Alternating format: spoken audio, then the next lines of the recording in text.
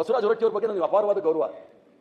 ಯಾವತ್ತೂ ಸಹ ನಾನು ಶಿವಕುಮಾರ್ ಅವ್ರನ್ನು ಕೇಳ್ಬೋದು, ಸಿದ್ದರಾಮಯ್ಯ ಇವನು ಕೇಳ್ಬೋದು, ಸ್ವಾಮಿ ನಮ್ಮಲ್ಲಿ ಯಾರು ಲಿಂಗಾಯತರಲ್ಲಿ ದೊಡ್ಡ ಲೀಡ್ ಯಾರು ಇಲ್ಲ, ಅವ್ರಿಗೆ ಕರೆಸಿ ಮುಖ್ಯಮಂತ್ರಿ ಮಾಡಿ ಅಂತ ಹೇಳಿದವ್ರು ನಾನು. ಈ ಸದನದಲ್ಲೂ ಸಹ ನಾನು ಹೇಳಿದ್ದೀನಿ. ಆ ಗೌರವ ಇಟ್ಕೊಂಡು ನಿಂತವ್ರು ನಾವು. ಅವರಿಗೆ ನೋವಾಗ್ತಕ್ಕಂಥ ಕೆಲಸ ನಾವು ಯಾವತ್ತೂ ಸಹ ಮಾಡಿಲ್ಲ. ನಾನು ಮೊಟ್ಟ ಮೊದಲೇ ನನ್ನ ಜೀವನದಲ್ಲಿ ಶಿವಕುಮಾರ್ ಅವರು ಅಷ್ಟು ಡೀಸೆಂಟ್ ಆಗಿ ಸಭ್ಯವಾಗಿ ಯಾರಾದ್ರೂ ಮಾತಾಡಿದ್ದೆ ಅಂದ್ರೆ ಅದು ನಿಮ್ಮ ಹತ್ರ ಮಾತಾಡಿದ್ದೆ ನಾನು ನೋಡಿದ್ದವ್ರು. ಅವ್ರು ಸ್ವಲ್ಪ ಮಂಡ್ಯ ಇದಲ್ಲ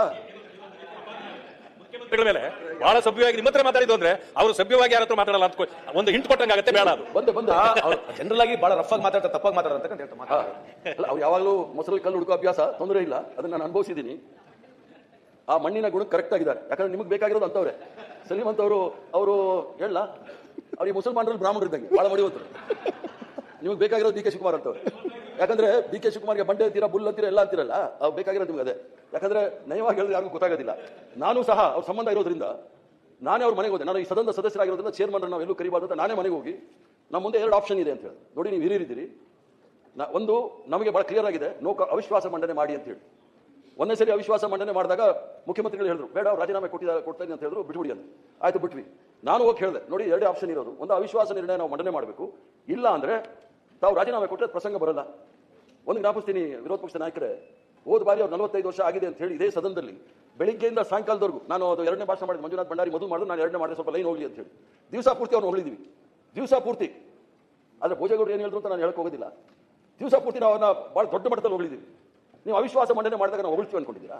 ರಾಜಕೀಯ ಪಕ್ಷದವ್ರು ನಾವು ಅವಿಶ್ವಾಸ ಮಂಡನೆ ಮಾಡಿದಾಗ ಹೊಗಳೋ ಪ್ರಶ್ನೆನೇ ಇಲ್ಲ. ನೀವು ಶತ್ರುಗಳಲ್ಲ ನಮಗೆ, ವಿರೋಧದವರು. ಯಾಕಂದ್ರೆ ಆ ವಿಚಾರಗಳು ನಾನು ಆವಾಗ ಹೇಳ್ತಾ ಇರ್ತೀನಿ, ಪಾಕಿಸ್ತಾನ ವಿಚಾರ ಬಂದಾಗಲೂ ನಾನು ಹೇಳಿದ್ದೀನಿ, ನೀವು ನಮ್ಮ ಶತ್ರುಗಳಲ್ಲ, ವಿರೋಧಿಗಳು, ರಾಜಕೀಯ ವಿರೋಧಿಗಳು. ನಾವು ಏನೇನು ಹೇಳ್ಬೇಕು ಅದೆಲ್ಲ ಹೇಳ್ಬಿಡ್ತಾ ಇದ್ದೀವಿ. ಅದರಲ್ಲಿ ಹೇಳ್ತೀನಿ ಕೇಳಿ, ಇನ್ನೊಂದು ಭಾಳ ಸ್ವಾರಸ್ಯಕರವಾದ ಬರ್ಕೊಂಡೆ, ಅದು ಕೈಗೆ ಸಿಗ್ತಾ ಇಲ್ಲ. ಮಾಡಿದಾಗ ಕೆಲವು ಸಂದರ್ಭದಲ್ಲಿ ಸದನದ ಗೌರವ ಕೂಡ ಕಮ್ಮಿ ಆಗ್ಬೋದಿತ್ತು. ಅದಕ್ಕೋಸ್ಕರ ನಾನೇ ಹೋಗಿ ಅವ್ರ ಹತ್ರ ಒಂದು ರಿಕ್ವೆಸ್ಟ್ ಮಾಡ್ಕೊಂಡು, ನೀವು ಹಿರಿಯಿದ್ದೀರಿ, ನಿಮ್ಮಷ್ಟು ಹಿರಿತನ ಈ ರಾಜಕಾರಣದಲ್ಲಿ ಯಾರೂ ಇಲ್ಲ, ನೀವು ಆದಷ್ಟು ದೊಡ್ಡ ಮನಸ್ಸು ಮಾಡಿ ಬಿಡಿ ಅಂತ ಹೇಳಿ. ಸೊ ಅವ್ರು ಒಪ್ಕೊಂಡ್ರು. ಮುಖ್ಯಮಂತ್ರಿಗಳು ಸಹ ಅವ್ರ ಮನೆಗೆ ಹೋಗಿ ಮಾತಾಡಿ, ಮುಖ್ಯಮಂತ್ರಿಗಳು ಸಹ ನಾನು ರಾಜೀನಾಮೆ ಕೊಡ್ತೀನಿ ಅಂತ ಹೇಳಿ ಅಲ್ಲಿಗೆ ಬಿಟ್ವಿ. ಆದರೆ 6ನೇ ತಾರೀಕು ಸಾಹೇಬ್ರೆ ನನಗೆ ಫೋನ್ ಮಾಡಿದ್ರು, ನೋಡಿ ಸ್ನೇಹಿತರು ಸಂಬಂಧಿಕರಿಂದ ಭಾಳ ಒತ್ತಡ ಇದೆ, ನಾನು ರಾಜೀನಾಮೆ ಕೊಡೋದಿಲ್ಲ ಅಂತ.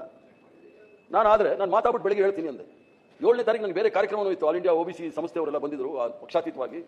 ಅದನ್ನು ಮುಗಿಸ್ಕೊಂಡು ಬಂದಾಗ ಮುಖ್ಯಮಂತ್ರಿಗಳು, ನಮ್ಮೆಲ್ಲ ಪಕ್ಷದ ಸದಸ್ಯರು, ನಮ್ಮ ಗಾಯತ್ರಿ ಶಾಂತೇಗೌಡರನ್ನ ಪ್ರಮಾಣ ವಚನಕ್ಕೆ ಬಂದಿದ್ರು. ಸೊ ನಾನು ಬೇಗ ಬಂದಾಗ ಹೇಳಿದೆ, ಅವರು ಮುಖ್ಯಮಂತ್ರಿಗಳು ಇನ್ನೂ ರಾಜೀನಾಮೆ ಅಂತ ಹೇಳಿರಲಿಲ್ಲ, ಇನ್ನೂ ಮಾತಾಡ್ತಾ ಇದ್ರು. ಆ ಸಂದರ್ಭದಲ್ಲಿ ನಾನು ಹೇಳಿದೆ, ನೋಡಿ ನಾನು ಹೈಕಮಾಂಡ್ ಹತ್ರ ಮಾತಾಡಿದ್ದೀನಿ, ಅವರು ರಾಜೀನಾಮೆ ಕೊಡಕ್ಕೆ ಆಗೋದಿಲ್ಲ ಅಂತ ಇದ್ದಾರೆ, ಆದರೆ ನಿಮ್ಮಲ್ಲಿ ನಂಬರ್ಸ್ ಇದೆ, ನೀವು ಅವಿಶ್ವಾಸ ಮೂವ್ ಮಾಡಿ ಅಂತ ಭಾಳ ಜಲ್ದಿ ಎಲ್ಲರೂ ಕರೆಸಿ ಅವಿಶ್ವಾಸವನ್ನು ಮಂಡನೆ ಮಾಡಿದ್ರು. ಆಗ ಮುಖ್ಯಮಂತ್ರಿಗಳು ಸಹ ಅಲ್ಲಿ ಭಾಳ ಸೌಜನ್ಯವಾಗಿ ಹೊರಟ್ಟಿ ಸಾಹೇಬ್ರು ಹೇಳಿದ್ರು, ನೋಡಿ ಇದು 2 ನಮ್ಮ ತಿಳಿಯೋದು, ಒಂದು ರಾಜೀನಾಮೆ ಕೊಡಬೇಕು, ಅವಿಶ್ವಾಸಕ್ಕೆ 11 ಗಂಟೆ ಅವಿಶ್ವಾಸ ನಾವು ಫೈಲ್ ಮಾಡಿಬಿಟ್ಟಿದ್ವಿ, ನಾವು 1 ಗಂಟೆಗೆ ಹೋಗಿ ಅವ್ರನ್ನ ಕೇಳ್ಕೊಂಡು ಅಷ್ಟೊತ್ತಿಗೆ ನಾನು ರಾಜೀನಾಮೆ ಕೊಡ್ತೀನಿ ಅಂತ ಅವ್ರು ಹೇಳಿದ್ರು.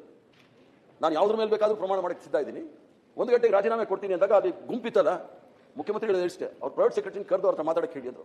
ಯಾರಿಗೂ ಫೋರ್ಸ್ ಮಾಡಲಿಲ್ಲ. ಅವ್ರಿಗೆ 80 ವರ್ಷ ಬಸವರಾಜ ಹೊರಟ್ಟಿ ಅವ್ರಿಗೆ ನಾವು ಯಾರಾದರೂ ಫೋರ್ಸ್ ಮಾಡೋಕ್ಕಾಗುತ್ತಾ? ಅಥವಾ ಆಪಾದನೆಗಳು ಬಂದಾಗ ನಾವೇನು ಮಕ್ಕಳ? ಹೇಳ್ತೀನಿ ಕೇಳಿ, ಇದು ಟೈಮ್ಸ್ ಆಫ್ ಇಂಡಿಯಾದಲ್ಲಿ ಏನು ಹೇಳುತ್ತೆ, ಟೈಮ್ಸ್ ಆಫ್ ಇಂಡಿಯಾದಲ್ಲಿ ಅವರೇ ತಾವೇ ಹೇಳಿರೋದು, was not force to quit.